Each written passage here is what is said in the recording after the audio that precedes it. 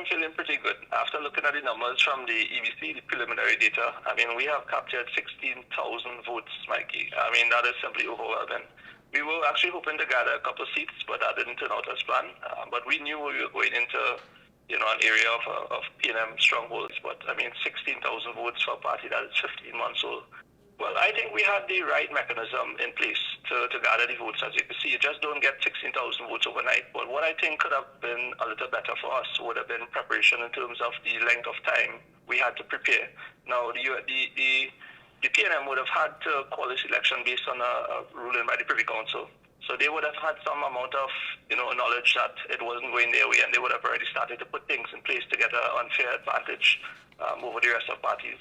So I think one of the things that could have been done better or should be done better in the future is having a fixed set date for elections rather than it being some sort of a guessing game where, some party has an advantage over the other. Yeah, but other than that, I think everything went pretty well for us. Sure. So I am in full support of that as well. I think we are a party of the people, and our target audience is really what you would call the bridge constituency. This is not the hardcore PNM or the hardcore UNC voters. This would have been the undecided group of voters that simply, they swung one way or the other, depending on whatever. And particularly, a large percentage of our voters are actually youth-based, which is exactly what we would have hoped for as well. I just want to draw your attention to something. Initially, when our political leader reached out to parties to get them to come on board or for us to assist with them, the very first party that she actually reached out to was the People's National Movement. Now, they had turned down that offer, and we had reached out to UNC and a few other parties, and we have worked closely with other parties, and that relationship seems to be building. It's based on trust and experience, and it is building. And I could see in the future that there will be other parties reaching out to us to have some mutual discussions. So that is absolutely right, and that is a correct statement. We see ourselves as countrymen, people who come in and they want to serve the country. So although we may be aligned with a political party of our own, we wish to serve the country. It's country first for us.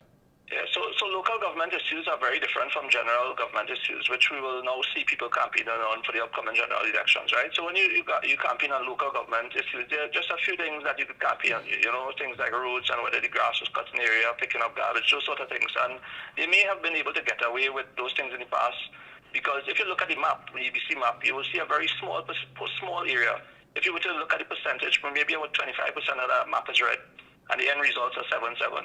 But when it comes to general elections, that shifts dynamically, because they could end up sorting out their constituencies alone and forget everybody else. And that is how they were able to win those areas, right?